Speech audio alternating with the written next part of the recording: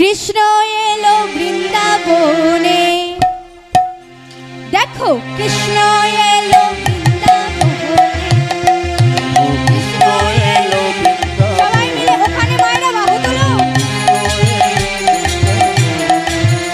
তোরা দেখে যা, দেখে যা, দেখে যা, দেখে যা জানে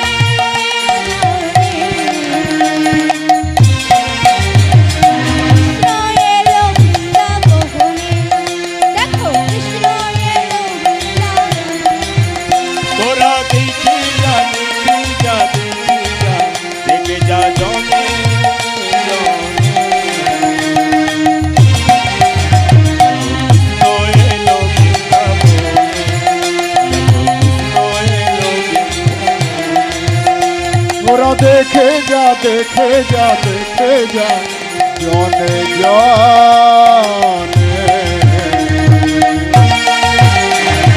কৃষ্ণ এলো বৃন্দাবনে, দেখো কৃষ্ণ এলো বৃন্দাবনে।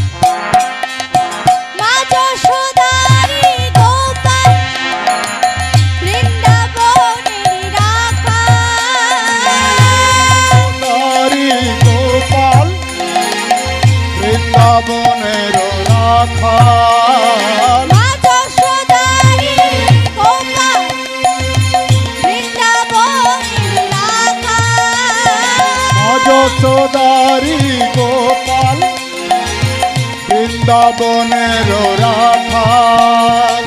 চরণে নপুর বাজে, বৃন্দাবনের মাঝে, চরণে নপুর বাজে বৃন্দাবনের মাঝে, চরণে নপুর বাজে, বৃন্দাবনের মাঝে, চরণে নপুর বাজে বৃন্দাবনের মাঝে। দেখে যা, দেখে যা, দেখে যা, দেখে যা জানে রাধে কৃষ্ণ এলো বৃন্দাবনে, দেখো কৃষ্ণ এলো বৃন্দাবনে, নিতাই গৌর হরি বল, হরি বল, হরি বল।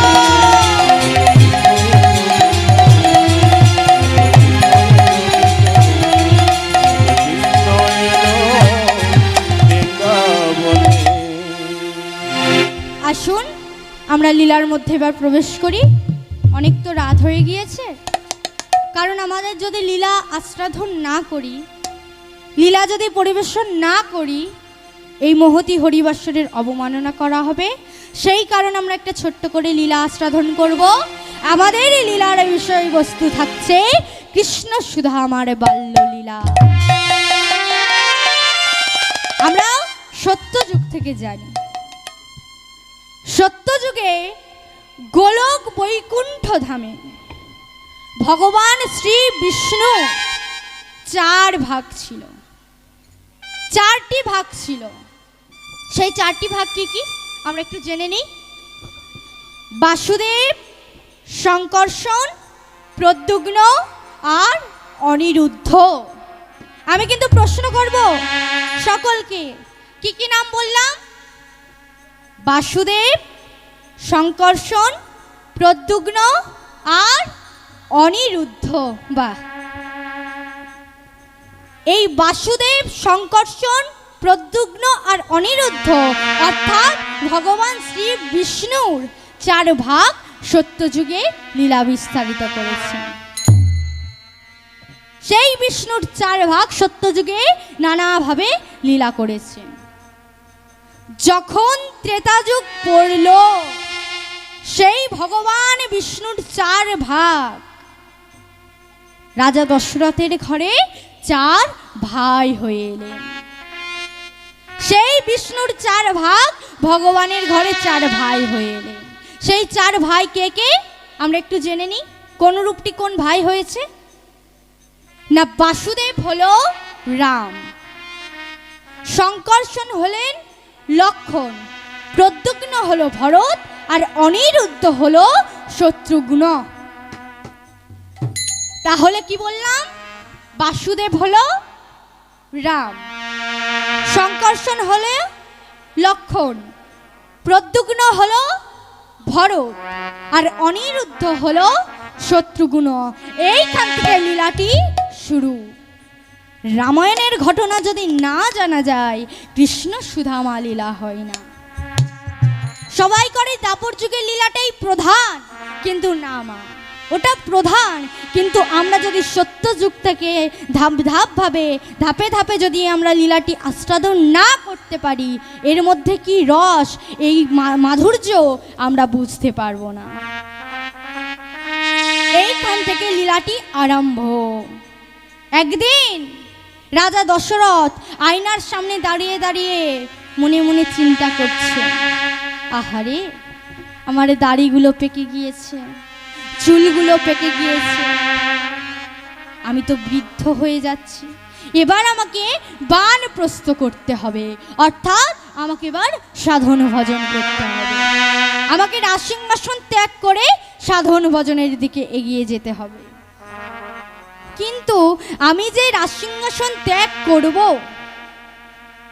পরবর্তীকালে কে রাজা হবে? ওই রাজসিংহাসনেই বা কে বসবে? আমার চোখে আমার 4 পুত্রই ভালো, 4 পুত্রই গুণী, 4 পুত্রই ওই রাজসিংহাসন পাওয়ার যোগ্য উত্তরাধিকারী। কিন্তু 4 জনকে তো বসালে হবে না, যে কোনো একজনকে বসাতে হবে। সেই একজনটাকে চিন্তায় পড়ে গেল রাজা দশরথ। অমনি সময় তিনি ভাবলেন, আচ্ছা এটা যদি আমি আমাদের কুলগুরু বশিষ্ঠ মুনির কাছে গিয়ে জিজ্ঞেস করি, তিনি নিশ্চয়ই সমাধান করে দিতে পারবে। তাই কি করেছেন না, একদিন বশিষ্ঠ মুনির কাছে গিয়েছে, গিয়ে বলছে, আচ্ছা মুনিবর, আপনি তো আমার 4 পুত্রকে পড়িয়েছেন, শিক্ষা দিয়েছেন, আচ্ছা আপনি নিশ্চয় জানবে আমার ওই 4 পুত্রের মধ্যে কোন পুত্র ওই রাজসিংহাসনে বসার যোগ্য উত্তরাধিকারী।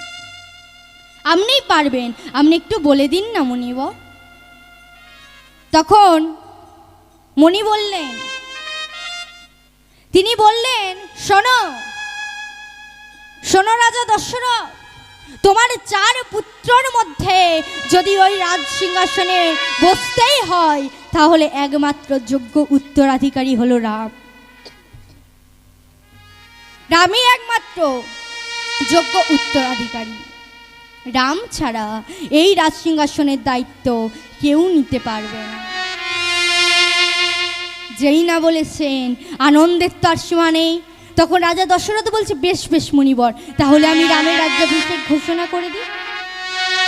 বললেন, শুভস্য শীঘ্রম, শুভ কাজ ফেলে রাখতে নেই, তোমার মনের বাসনা কামনা তুমি পূর্ণ করতে পারো। বাবা যেই না বলেছে, কি করেছে রাজা দশরথ? বাড়ি ফিরে এসে বলছে, ওরে তোরা যা, তোদের যা খুশি তাই কর, তোরা ঢাক ঢে ঘোড়া পিটিয়ে গোটা অযোধ্যাবাসীকে জানিয়ে দে, আগামীকাল রামের রাজ্যাভিষেক হবে, আগামীকাল রামের রাজ্যাভিষেক হবে, আমাদের রাম রাজা হবে। বাবা যেই না বলেছে, গোটা অযোধ্যাবাসীর তো আর আনন্দের সীমা নাই। গোটা অযোধ্যাবাসী আনন্দে বলছে, ওরে তোরা উৎসব কর, তোরা ভগবানের চরণে সাধন ভজন কর, আমাদের রাম রাজা হবে, আমাদের রাম রাজা হবে, আমাদের কত সৌভাগ্য। এদিকে কৌশল্যা মা নারায়ণের চরণে জপ তপ করছেন, আর এদিকে সুমিত্রা মা তার পুত্র লক্ষণকে তৈরি করছে। শোন বাবা লক্ষণ, তোর দাদা হবে রাজা, তুই হবি, তুই রাজার ভাই হবি, তোর দাদার বেশি দায়িত্ব দিলে হবে না, তোকে সব দায়িত্ব বহন করতে হবে। সুমিত্রা মম বোঝাচ্ছে। আর এদিকে কইকেই, শুধু ভক্তমণ্ডলী ভক্তিমতী মায়েরা। আপনারা জানেন কি না জানেন না, আমি জানি না, কিন্তু রামকে যদি কেউ ভালোবেসে থাকে, রামকে যদি সবথেকে কেউ বেশি ভালোবেসে থাকে, সেটা শুধুমাত্র কইকেই। কইকেই ছাড়া রামকে এত ভালোবাসে না, নিজের মা কৌশল্যা পর্যন্ত এত ভালোবাসে না। রামকে কইকেই মা এত ভালোবাসে। কইকেই মা কি করছে না, নিজের ধন সম্পত্তি থেকে দাস দাসীদের মধ্যে বিলিয়ে দিচ্ছে, যা তোদের যার যা লাগবে তোরা নিয়ে যা, শুধু প্রাণ ভরে আমার রামকে আশীর্বাদ করে যা, আমার রাম যেন রাজা হয়, আমার রাম যেন সুখে থাকে। বাবা যে যা চাইছে তাকে তাই দিয়ে দিচ্ছে। আর কইকেই ছোটবেলার দাসী, যার নাম ছিল মন্থরা, কুজি মন্থরা, সে আবার বাবা একটু খুঁড়িয়ে খুঁড়িয়ে হাঁটে। তা সে তো ছোটবেলার দাসী, সে ছোটবেলার দাসী বলে তার জন্য সব থেকে দামি রত্নমালাটা সরিয়ে রেখেছিল, ওই মন্থরা এলে ওই মন্থরাকে দেবে বলে। আরে যখন মন্থরা এলো, সমস্ত দাস দাসীদের সামনে সেই দামি রত্নমালাটা কইকেই মন্থরার গলায় পরিয়ে দিল। আর মন্থরা এত তার কুটিল বুদ্ধি, এত তার দুষ্ট বুদ্ধি, মন্থরা সেই কইকেই যখন মালাটা পরিয়ে দিল, সেই রত্ন মালাটা মন্থরা টেনে ছিঁড়ে মাটিতে ফেলে দিল। কইকেই তো আশ্চর্য হয়ে গেল, একই রে মন্থরা, একই আমি দেখেছি রামের জন্মের পর রামের যখন কোনো ভালো কাজ হয় তুই সহ্য করতে পারিস না, তোর গ্রাত্য দাহ হয়। কেন রে, কেন? আমার রাম তোর কি ক্ষতি করেছে? আমার রামের শুভ কাজ তুই দেখতে পারিস না? তোর গলায় এই তোর গলায় এই দামি রত্নমালাটা দেওয়ার আগে আমার হাজারবার ভাবার দরকার ছিল যে বানরের গলায় কোনোদিন মুক্তের মালা বানায় না। বেরিয়ে যা আমার চোখের সামনে দিয়ে, তুই এক্ষুনি আমার চোখের সামনে দিয়ে বেরিয়ে যা। এবারে দেখুন মায়েরা, মন্থরা কেমন পেঁচিয়ে পেঁচিয়ে বলছে, শোনো বাপু কইকেই, ফেলো করি মাখো তেল, আমি কি তোমার পর? এটাই আমার নিয়ম। আজকে কয় রাজা আমাকে মোটা টাকার মাইনে দেয়, তাই আমি তোমার পায়ে তেল মাখাই। তোমার স্বামী রাজা দশরথ আমায় মোটা টাকার মাইনে দেয়, তাই আমি তোমার পায়ে তেল মাখাই। কাল যদি কৌশল্যা মা আমায় মোটা টাকার মাইনে দেয়, আমি কৌশল্যা মায়ের পায়ে তেল মাখাবো। কেন? কারণ আমি দাসী, দাসী বৃত্তি কাজ হলো লোকের পায়ে তেল মাখানো। তুমি কিন্তু দাস নও কইকেই, তুমি কে কয় রাজার কন্যা কইকেই। আজ রাম রাজা নেই, কৌশল্যা মা কিচ্ছু বলছে না। কালে যখন রাম রাজা হবে, যদি কৌশল্যা মা হবে রাজমাতা, কৌশল্যা মা যদি তোমাকে বলে কইকেই, এই কইকেই, এই আমার পুত্র রাজা, আমি হলাম রাজমাতা, আমার পায়ে একটু তেল মাখিয়ে দে তো, তখন ভালো লাগবে সতীনের পায়ে তেল মাখাতে? ও মা, ভালো লাগবে?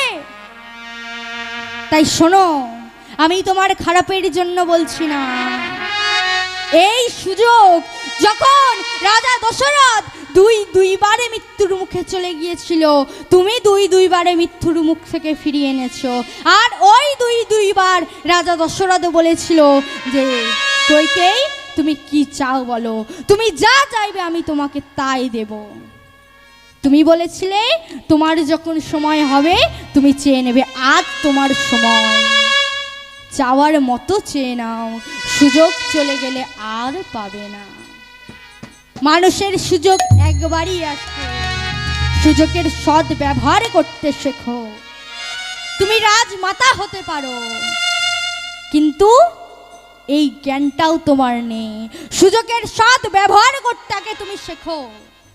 বাবা, কেমন করে বিষ ঢোকাতে হয় মায়েরা জেনে রাখুন। রামায়ণের যুগে তো একটা মাত্র মন্থরা ছিল, তাতে রামায়ণ হয়ে গেল।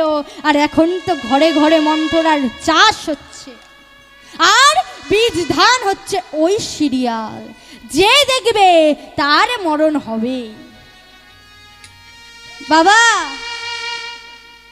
রামায়ণের যুগে একটাই মন্ত্ররা ছিল, তাতে একটা মন্ত্রটা ছিল, তাতে রামায়ণ হয়ে গেল।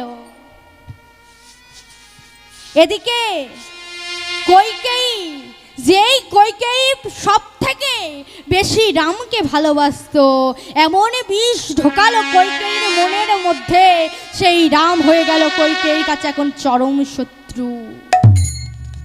চরম শত্রু। গয়না ছুঁড়ে ফেলে দিল, কোষাগার অন্ধ করে এক কোণে গিয়ে বসে আছে। আর এদিকে রাজা দশরথ তো কি করেছেন না, আনন্দে গোটা রাজবাড়ি পাইচারি করছেন, ঘোরাফেরা করছেন। এদিকে দেখছেন তানার দুই রানীর ঘরে আলো জ্বলছে, কিন্তু এক রানীর ঘরে আলো জ্বলছে না। একই কইকেয়ীর ঘরে আলো জ্বলছে না কেন? কইকেয়ীর ঘরে যখন প্রবেশ করেছে, দেখছে এক কোণে কইকেয়ী বসে আছে। এ কি কইকেয়ী? আমার রাম রাজা হবে? তোমার রাম রাজা হবে? তুমি খুশি নও কইকেয়ী? তুমি তো রামকে সব থেকে ভালোবাসো, তুমি তাতে খুশি হচ্ছ না কইকেয়ী? আমায় খুশি দেখতে চান? আপনি আমায় খুশি দেখতে চান?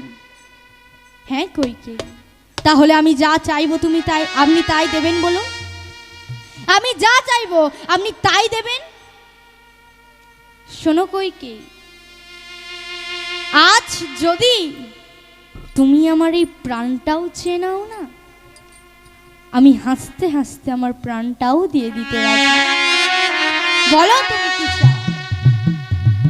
শুনুন রাজা, যখন দুইবার আপনি মৃত্যুর মুখে, আমি আপনাকে মৃত্যুর মুখ থেকে টেনে এনেছি, আমি বাঁচিয়েছি। আর আপনি তখন আমাকে বলেছিলেন বর দেবেন, আমি বলেছিলাম আমার যখন সময় হবে আমি চেয়ে নেব। আজ আমার সময়, আমি যা চাইবো তাই দেবেন?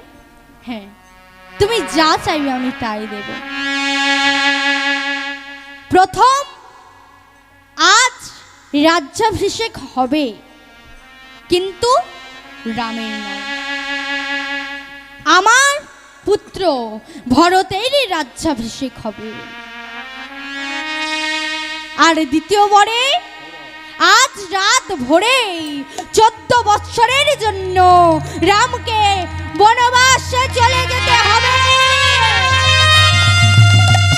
বাবা যেই না বলেছেন, রাজা দশরথের মাথায় যেন বজ্রাঘাত ভেঙে পড়ল। অঝর নয়নে কাঁদছে আর বলছে, ছি কইকেয়ী, ছি কইকেয়ী, তোমার মনে এই ষড়যন্ত্র ছিল? আমার ভাবতে ঘৃণা করছে। সবাই বলে নাকি রামকে তুমি সব থেকে বেশি ভালোবাসো, এই তোমার ভালোবাসার নমুনা। ছি কইকেয়ী। কিন্তু रघुकुले रीत सदा चली आई, प्राण जाए पर बचन नहीं जाए। रघुकुले रीत सदा चली आई, प्राण जाए पर बचन नहीं जाए। কথা যে কালে আমি দিয়েছি কথা রাখবো। রাম রাম পিতা আমায় ডেকেছে। রাম, তোমাকে যে আমি কি করে বলবো আমি বুঝতে পারছি না রাম। কিন্তু আমি যখন দুইবারে মৃত্যুর মুখে, তোমার মাই আমাকে বেশি সুস্থ করে তুলেছে, আমি তখন তোমার মাকে 2টি বর দেব বলেছি। তোমার মা সেই 2টি বর আজ চেয়েছে। কিছু করার নেই রাম, আমি যা বলবো তুমি শুনবে বলো? হ্যাঁ পিতা, আপনি যা বলবেন আমি তাই শুনব। রাম, আজ রাজ্যাভিষেক হবে, কিন্তু তোমার না, তোমার মেজ ভাই ভরতেরই রাজ্যাভিষেক হবে। আর তোমার মায়ের কথা অনুযায়ী আজ রাত ভোরে তোমাকে 14 বৎসরের জন্য বনবাসে চলে যেতে হবে। না, তুমি কষ্ট পেও না রাম, আমার কিছু করার নেই। পিতা, একই কথা বলছো? এই দেহটার জন্ম কার জন্য? তোমার জন্য। তোমার মনে একটা সৎ ভাবনার উদয় হয়েছিল, তাই এই দেহটার জন্ম হয়েছে। তুমি যা বলবে আমি তাই শুনবো। এটা তো আমার সৌভাগ্য। এমন ভাগ্য আর কজনের হয় পিতা? এক, মায়ের সত্য পালন, পিতার আজ্ঞা পূরণ, বনবাসে গিয়ে মুনি ঋষিদের চরণ সেবা করা, ভাইকে রাজ্য প্রদান করা, আর বনবাসে গিয়ে মুনি ঋষির চরণ সেবা করা। এটা তো আমার সৌভাগ্য পিতা। বেশ, আমি যাব। কোথায় ছিল মা সীতা? শুনতে পেয়েছে স্বামী যাবে বনে। স্বামী যাবে বনে, আর আমি থাকবো এই রাজপালঙ্কে শুয়ে? না না না না না, এমন স্ত্রী শিক্ষা আমার পিতা আমাকে দেয়নি। ছুটে গিয়ে স্বামীর চরণটা জড়িয়ে ধরে বলছে, স্বামী আমিও যাব বনে। স্বামী থাকবে বনে আর স্ত্রী থাকবে রাজপালঙ্কে শুয়ে। ছি ছি ছি, এমন স্ত্রী শিক্ষা আমার পিতা আমাকে দিয়ে পাঠায়নি। আমিও যাব বনে।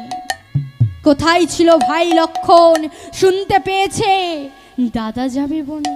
দাদা যাবে বনে, ছুটে গিয়ে দাদার চরণটা জড়িয়ে ধরে বলছে, দাদা আমিও যাব, আমিও তোমার সাথে যাব। ছোটবেলায় মা কৌশল্যা আমাকে শিখিয়েছে, রাম যদি দেহ হয় লক্ষণ তারে ছায়া।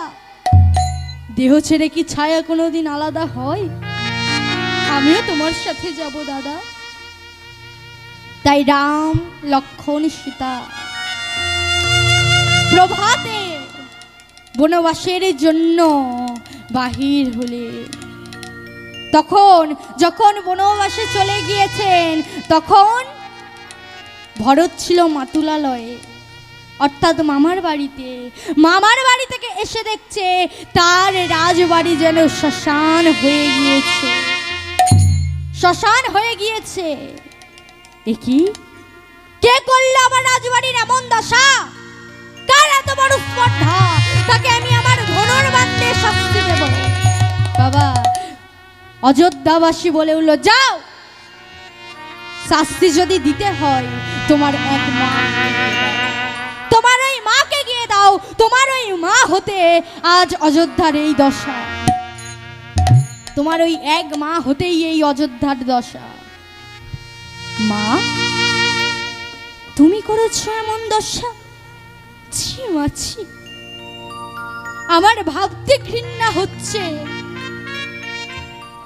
এই কথা, এই অপবাদ শোনার আগে তুমিও তোমারই গর্বের মধ্যে কেন আমাকে মেরে ফেললে না মা?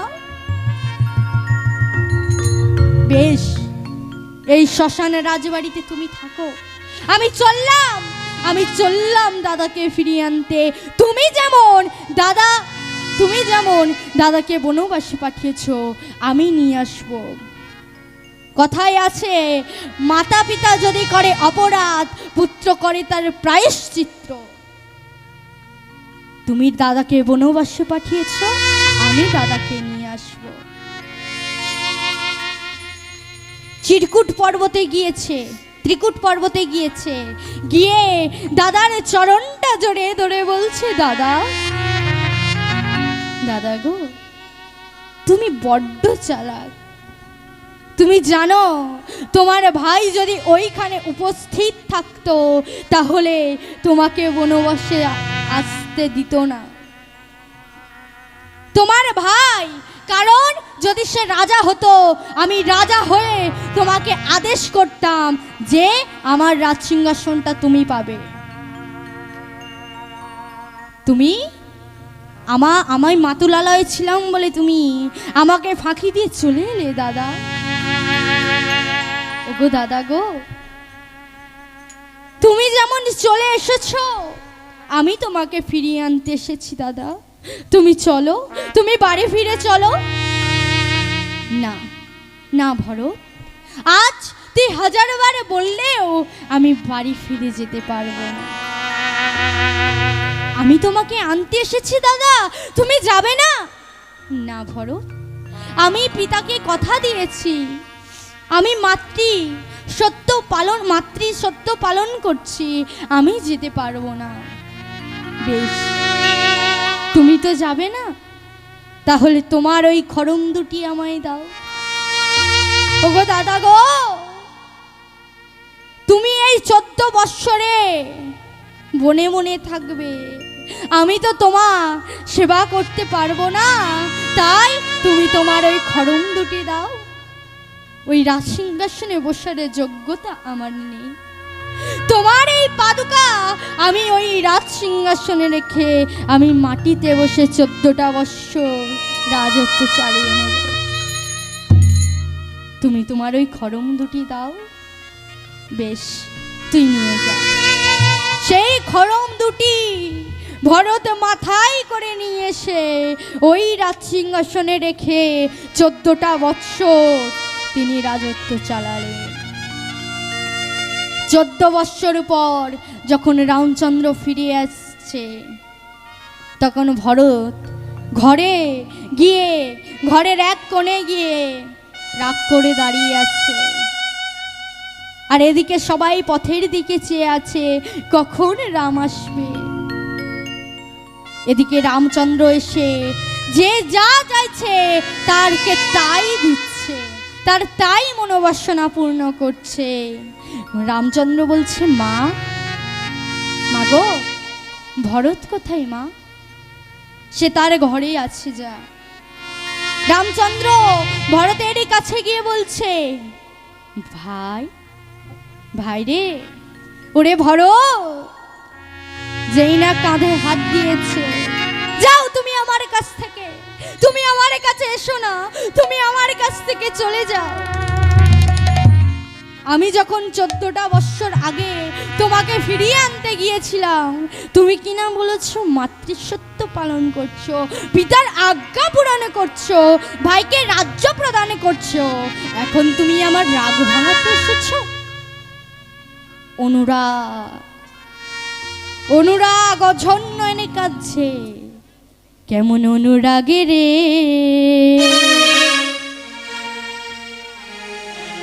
এমন অনুরাগ কখনো দেখি না, এমন অনুরাগ যারে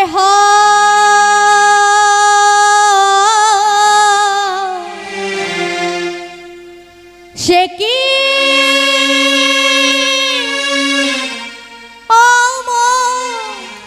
করে কাঁদে, অঝন্য এনে কাঁদছে বড়।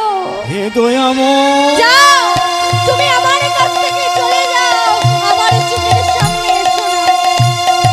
অনুরাগ, ও গো দয়া,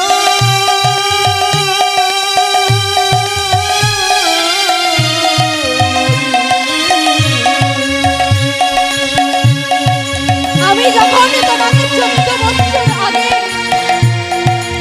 আনতে গিয়েছিলাম, তুমি এলে না। এমন অনুরাগ, তুমি কিনা বললে তুমি মাতৃসত্য পালন করছো, আজ কিনা তুমি আমার রাগ ভাঙাতে এসেছো। যাও, তুমি চলে যাও। ভরত, ওরে ভরত, তুমি আমাকে ভরত বলে ডেকো না, তুমি চলে যাও আমার কাছ থেকে। কখনো দেখি না। ভরতকে বক্ষে জড়িয়ে ধরে বলছে, ওরে ভাই, শোন ভাই, শোন, বল তুই কি চাস, তুই যা চাইবি আমি তোকে তাই দেব, তুই বল কি চাস। ভরত বলছে আমি যা চাইবো তুমি তাই দেবে বলো। হ্যাঁ, তুই যা চাইবি আমি তোকে তাই দেব। ওগো দাদা গো, আমি তো এই 14টা বৎসর তোমার চরণ সেবা করতে পারলাম না, তাই তুমি আমাকে এই বর দাও যেন আমি পরের জন্মে তোমার চরণ সেবা করতে পারি। ওগো দাদা, তুমি আমাকে এইবার বর দাও যেন আমি পরের জন্মে তোমার ওই চরণ সেবা করতে পারি। ও বেশ বেশ বেশ, তোর এই মনের বাসনা। শোন ভাই, আমি তোকে আজ এইখানে দাঁড়িয়ে কথা দিলাম, আগত দাপর যুগে আমি হব ভগবান কৃষ্ণচন্দ্র, আর তুই হবি আমার পরম ভক্ত, আমার পরম প্রিয় বন্ধু সুধামা। তুই আর আমি এমন ভাবে লীলা করব যতদিন এই পৃথিবী থাকবে তোর আর আমার নাম স্বর্ণাক্ষরে রয়ে যাবে। বাবা, পরের যুগে অর্থাৎ দাপর যুগে সেই ভগবান কৃষ্ণচন্দ্র হলেন, সেই ভগবান রাম হলেন ভগবান কৃষ্ণচন্দ্র, আর ভরত হলেন সুধামা। শুধু ভক্তমণ্ডলী, ভক্তিমতী মায়েরা, সত্য যুগে নারায়ণ তিনি 4 ভাগে খেলা করলেন, তানার খেলে হলো না। যখন ত্রেতা যুগ পড়ল 4 ভাইয়ের সাথে খেলা করলেন, তারা তাতেও খেলা হলো না। যখন দাপর যুগ পড়ল তিনি কটা বন্ধুর সাথে খেলা করলেন গো মা, জানা আছে? 24টা বন্ধু। ভগবান কৃষ্ণচন্দ্রের 24টা বন্ধু, 12টা প্রধান আর 12টা অপ্রধান। তা সেই 24টা বন্ধুর নাম আমরা একটু জেনে নিই, জানবো কি? আসুন আপনারা গাঁট গুনুন সবাই মিলে। শ্রীদাম, শ্রুদাম, দাম, বসুদাম, সুবল, মহাবল, সুবাহু, মহাবাহু, স্ততকৃষ্ণ, অর্জুন, লবঙ্গ ও মধুমঙ্গল। কটা হলো? বাহ, এই 12টা হলো প্রধান সখা, আর 12টা অপ্রধান সখা। আবার গুনুন, হলাউধ, বরুথাপ, গন্ধর্ব, কিঙ্কিনী, অংশুমান, ভদ্রসেন, বসন্ত, কপিল, উজ্জ্বল, বিলাসী, কলবিংশ, পুণ্ডরীক। কটা? 12টা। তাহলে আগের 12 আর এই 12, 12 12 24। এই 24টা সখার মধ্যে প্রধান সখা প্রথমে কার নাম ছিল? দেখি মায়েরা বলুন, প্রথমে কার নাম ছিল এই 24 সখার মধ্যে? একটু জোরে। সুদাম, শ্রীদাম। হরে কৃষ্ণ, আমার বাবা ঠিক বলেছেন, প্রথম নামটি ছিল শ্রীদাম। কারণ প্রথম নাম শ্রীদামের কেন না, বৃন্দাবনে একজন আছে, যদি শ্রীদামের নাম আগে না নেওয়া হয় তাহলে বড্ড খেপে যাবে। সেটি কে? রাধা রানী। আমার রাধা খাবে কেন না, রাধার দাদা হচ্ছে ওই শ্রীদাম। যদি শ্রীদামের নাম না নেওয়া যায় রাধা রানী খেপে যাবে। রাধা রানী খেপে গেলেই তো এদিকে কৃষ্ণের হাওয়া ফুস। তাই ওই শ্রীদামের নাম আগে নিতে হবে। আর যে ওই পরের নামটা সুদাম, ওই সুদাম হলো সুধামা। সুদামকে বৃন্দাবনে ভোজপুরি ভাষায় ডাকতে ডাকতে সুদাম থেকে হয়ে গেল সুধামা। সুধামা, এই সুধামা, সেই সুধাম হলো সুধামা। বাবা, প্রত্যেক দিন কৃষ্ণচন্দ্র আর 24টা বন্ধু, এদিকে 24টা বন্ধু আর কানাই বলাই 26টা বন্ধু মিলে সখা মিলে গোঠে খেলতে গিয়েছে। গোঠে খেলতে গিয়েছে, এদিকে এখন কৃষ্ণচন্দ্র বলছে, এই এই এই এই সুদাম, আজ কি খেলা হবে রে? না এই জানিস তো আজ না হেভি খেলা হবে। হেভি খেলা? এই খেলার নাম কি? আরে আজকের আমাদের খেলার নাম হলো ছেঁড়া পাতা ভালো পাতা। এটা আবার কেমন খেলা? এই এই এটা কেমন খেলা রে? এ ভাই এটা কেমন খেলা? ছেঁড়া পাতা ভালো পাতা? আরে না না না না না, ও একটু ঘুরিয়ে বলেছে, ওটা ছেঁড়া পাতা ভালো পাতা না, ওটা হবে কাঁধে চড়া আর কাঁধে কড়া। বলে কে কাঁধে চড়বে আর কে কাঁধে করবে? বলে ওটা জানার জন্যই তো ছেঁড়া পাতা ভালো পাতা। একটা বট গাছ থেকে 26টা পাতা ছিঁড়ে এনেছে, 26টা পাতা ছিঁড়ে এনেছে। ও মা, এদিকে তো কৃষ্ণচন্দ্ররা সখাগণ মিলে খেলা করছে, আনন্দে খেলা করছে। তা আমরা হবে কি সবাই মিলে একটা ভজন হবে? দেখি বাহু তুলে সবাই মিলে কেমনে রাখালে রাজা। মায়েদের বাহু উঠছে, শীত করছে, দেখি মা বাহু তুলে, বাবা বাহু তুলে, কেমনে বলে দে না কোথায় বৃন্দাবন,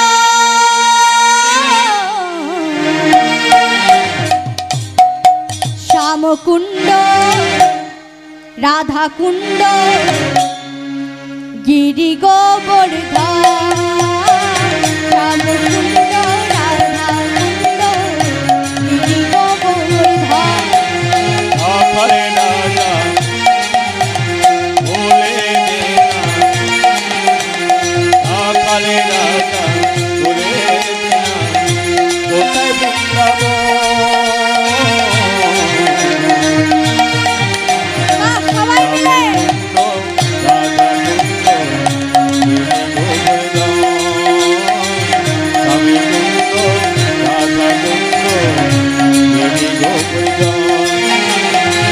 মায়েদের বাহু কেন নেমে যাচ্ছে? বাহু তুলুন। কোথায় বৃন্দাবন, হরিবল হরিবল হরিবল। শ্যামকুণ্ড রাধাকুণ্ড গোবর্ধন, শ্যামকুণ্ড রাধাকুণ্ড গোবর্ধন।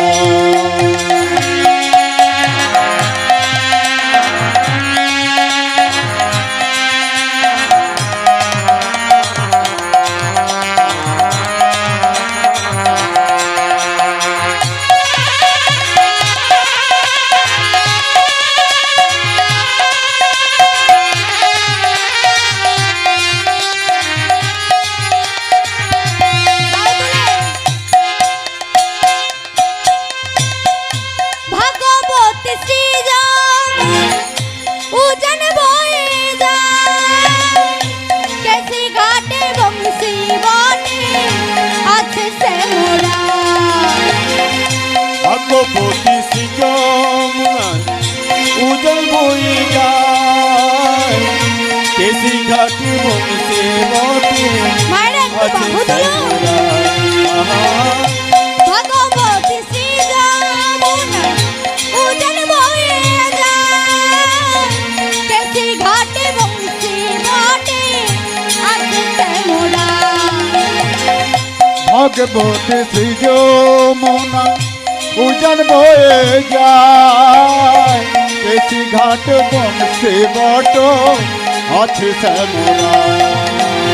রাখাল রাজা বলে দে না, রাখাল রাজা বলে দে না কোথায় বৃন্দাবন, শ্যামকুণ্ড রাধাকুণ্ড গিরি গোবর্ধন, শ্যামকুণ্ড রাধাকুণ্ড রাজা বলে দে না, রাখাল রাজা বলে দে না, কোথায় বৃন্দাবন? স্বামী কুণ্ড রাধা কুণ্ড গিরি গোবর্ধন, কুণ্ড রাধা কুণ্ড গিরি গোবর্ধন।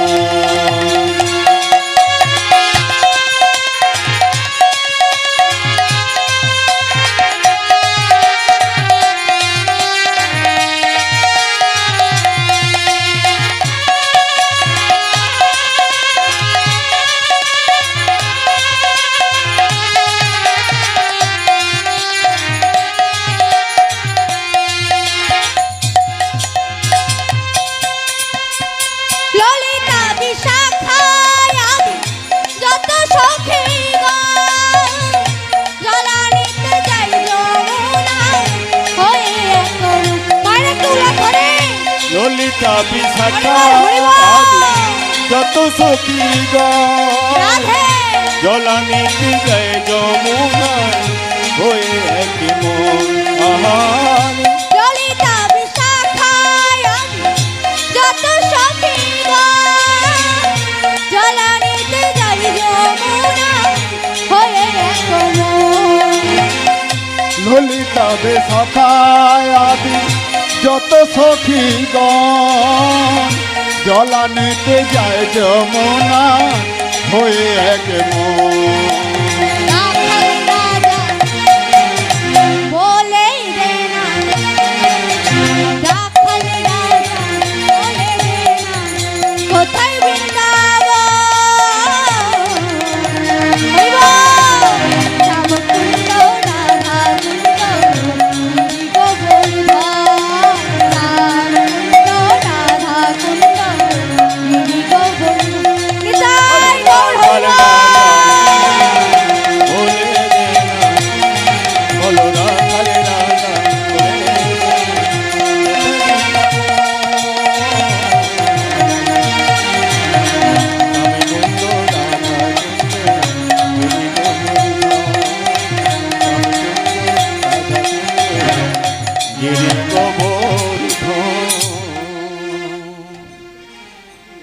বাবা তাহলে খেলার নাম কি?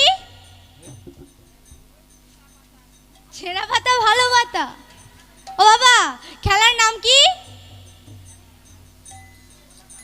কাঁধে চড়া আর কাঁধে করা। বাবা এক বন্ধু গিয়ে একটা বট গাছ থেকে 26টা পাতা তুলে এনেছে। 24টা বন্ধু আর কানাই বলাই 26টা পাতা ছিঁড়ে কি করেছে, যে কোনো একটা পাতা ছিদ্র করে দিয়েছে, ছিঁড়ে দিয়েছে। এখন সবার চোখ বেঁধে দেওয়া হয়েছে, প্রত্যেককে এক একটা করে তুলে নিতে বলেছে। সবাই একটা একটা করে তুলে নিয়েছে। লাস্টে কানাই একটা পাতা তুলেছে। সবার চোখ খুলে দেওয়া হয়েছে। দেওয়ার পর কানাই এখন আগে নিজের পাতাটা লুকিয়ে নিয়েছে, নিয়ে বলছে এই এই শ্রীরাম, এই তোর কি পাতা পড়েছে? নিশ্চয়ই ছেঁড়া পাতা। আরে আমি জানি তোর ছেঁড়া পাতা পড়বে। আরে না আমার ছেঁড়া পাতা পড়েনি। ও তোর পড়েনি? তাহলে নিশ্চয়ই হলাউধনের পড়েছে বা সুদামের পড়েছে। এই এই সুদাম, এই তোর পড়েছে কি? না আমার পড়েনি। শ্রীরাম বলছে এই কৃষ্ণ, এই তুই সবার পাতা তদালতি করছিস, আগে তোর পাতাটা কি দেখ। তুই সবাইকে জিজ্ঞেস করছিস, তোর পাতাটা আগে দেখ তো। বাবা কৃষ্ণচন্দ্র এবার বলছে এই শ্রীরাম এত বড় কথা বললি? আমি রাজার ছেলে কৃষ্ণ, আমার 9 লক্ষ ধেনু আছে, আমার গায়ে 9টা গহনা আছে, যার দাম এক একটার দাম 81 লাখ টাকা, 81 লক্ষ টাকা করে। আর না, যার দাম এক একটার দাম 9 লক্ষ টাকা করে। আর তুই কিনা আমাকে বলছিস আমার ভাগ্যে ছেঁড়া পাতা পড়বে? তুই জানিস তুই কাকে বলছিস? আমার পাতাটা দেখবি? দেখ খালি আমার পাতাটা। বাবা যখন নিজের পাতাটা খোলে দেখে নিজের ভাগ্যেই ছেঁড়া পাতা। সবাই মিলে বলে উঠেছে, চোর চোর চোর চোর চোর, কানাই চোর। বাবা যেই না বলেছে, কৃষ্ণচন্দ্র বলছে, এই এই তোরা যে আমাকে চোর বলছিস, তোরা চোর না। আমি যখন মাখন চুরি করি আমি কি একা খাই? তোরাও তো খাস। চোরের মায়ের বড় গলা। বাবা গো, এগুলো রসিকতা, নাটক, অভিনয়। এই অভিনয়গুলো বাস্তবে হয়। আমার চতুরের চূড়ামণি কি জানে না কোনটা ছেঁড়া পাতা আর কোনটা ভালো পাতা? কিন্তু তিনি জানবার সত্ত্বেও বারে বারে ছেঁড়া পাতাটাই তুলে নেয়। কেন ছেঁড়া পাতা তুলে নেয়? যদি তিনি ছেঁড়া পাতা না তুলতে পারে,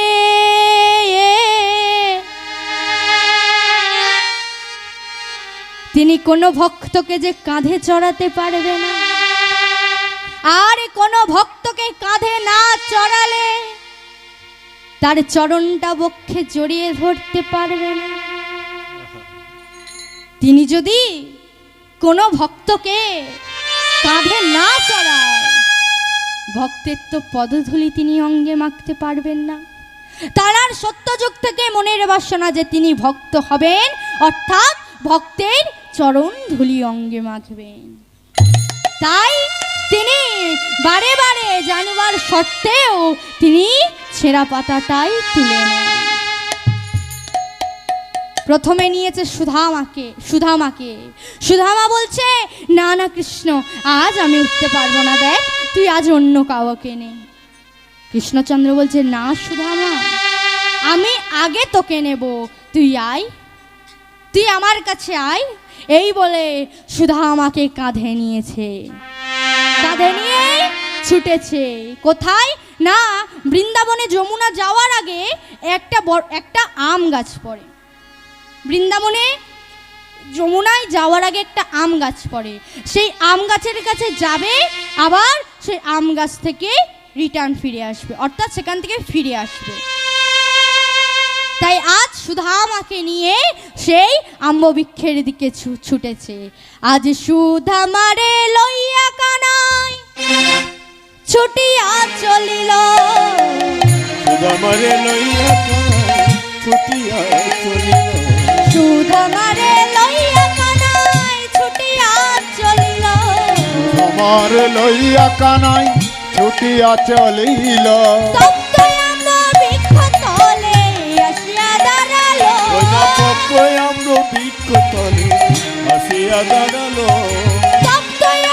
বৃক্ষ তলে আসিয়া দাঁড়ালো, আবার তপ্ত অঙ্গ বৃক্ষ তলে উঠিয়া দাঁড়ালো। বলে দাঁড়া রে দাঁড়া রে, বলে দাঁড়া রে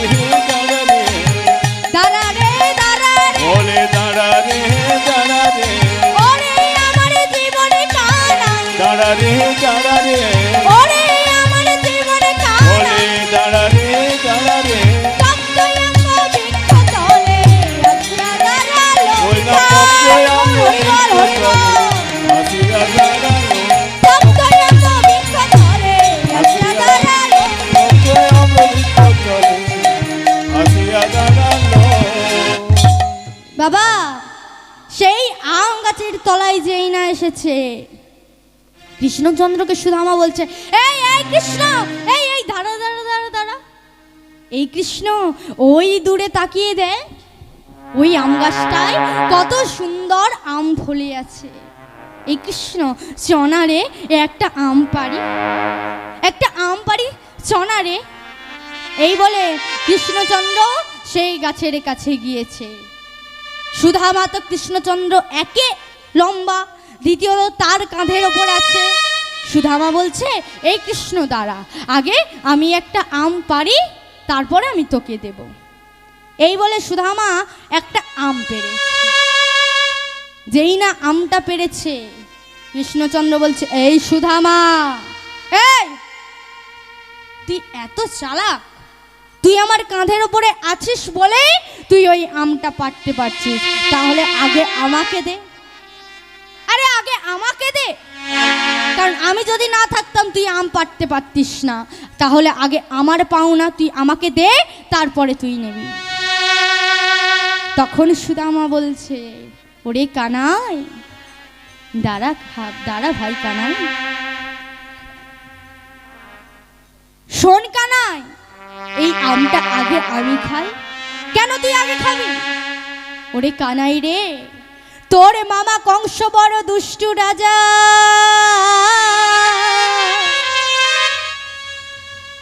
তোর মামা কংস পুতনা স্তনের মধ্যে বিষ ঢুকিয়ে তোকে পান করবানোর চেষ্টা করেছে।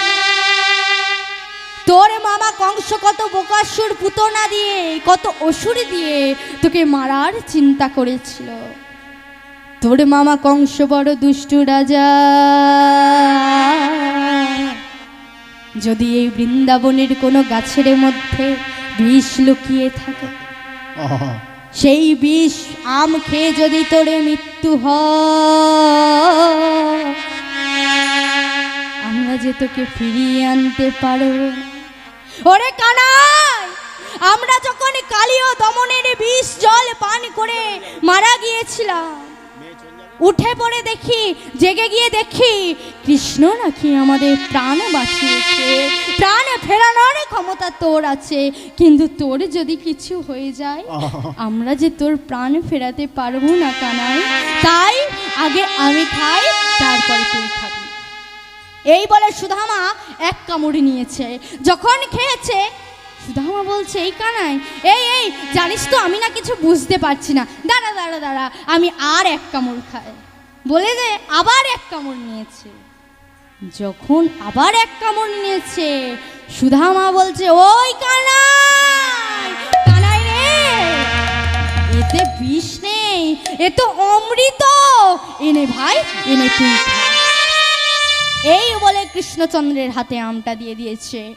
ও মা, যখন আমটা দিয়েছে, সুদামা বলছে, শোন ভাই কানাই, তোকে আমি আমটা দিয়ে দিয়েছি বলে যেন একা খেয়ে নিস না। তুই এক কামড় খাবি, আমি এক কামড় খাবো, আমি এক কামড় খাবো, তুই এক কামড় খাবি। কেন জানিস? এই আম গাছে তো এত আম ফলে আছে, আমি তো চাইলেই এক্ষুনি একটা আম পেড়ে খেতে পারি, কিন্তু আমি খাবো না। কেন খাবো না? কারণ তোর এঁঠো আম খেতে আমার বড্ড ভালো লাগে। তোর এঁঠো আমে আমরা আরো বেশি মধু পাই। কেন বাবা? একটা পাকা পেয়ারা বলুন বা পিঁপে বলুন, একটা পাকা পেঁপে যতটা না মিষ্টি হবে, তার যতটা না স্বাদ হবে, যদি কোনো পাখি সেই ফলটায় যদি এঁঠো করে যায়, সেই ফলটা আরো সুস্বাদু লাগবে। তদ্রূপ ওরে কানাই, তোর এঁঠো ফল খেতে আমাদের অমৃতর থেকে অমৃত লাগে। তোর এঁঠো ফল দে, তুই এক কামড় খাবি, আমি এক কামড় খাবো।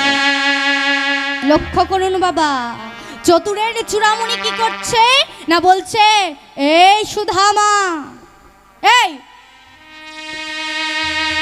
তুই আগে বল, এই আমটা মিষ্টি বলে খাবি না এই আমটা আমার এঁঠো বলে খাবি?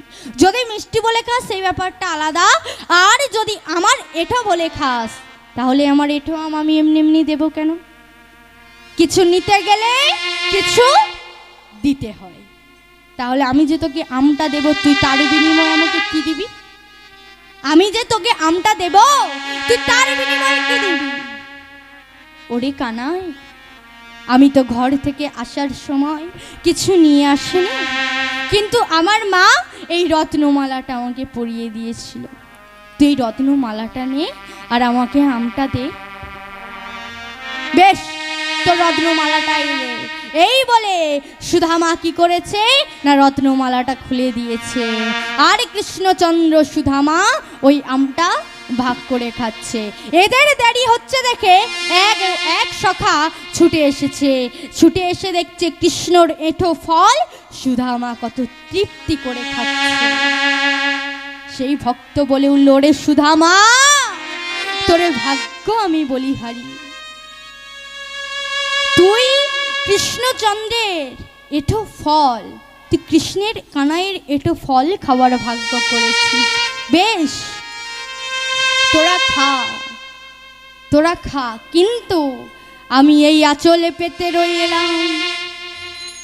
যখন ওই এঁঠো আমটা খাওয়া হয়ে যাবে, আমের আঠিটা যেন যেথাই সেথাই ফেলিস না। আমি এই আঁচলে পেতে রইলাম, ওই আমের আঠিটা আমার এই আঁচলে ফেলবি। শুধু ভক্তমণ্ডলী, ভক্তিমতী মায়েরা, এই ছিল কৃষ্ণ সুধামার প্রেম, ভক্তি, ভালোবাসা।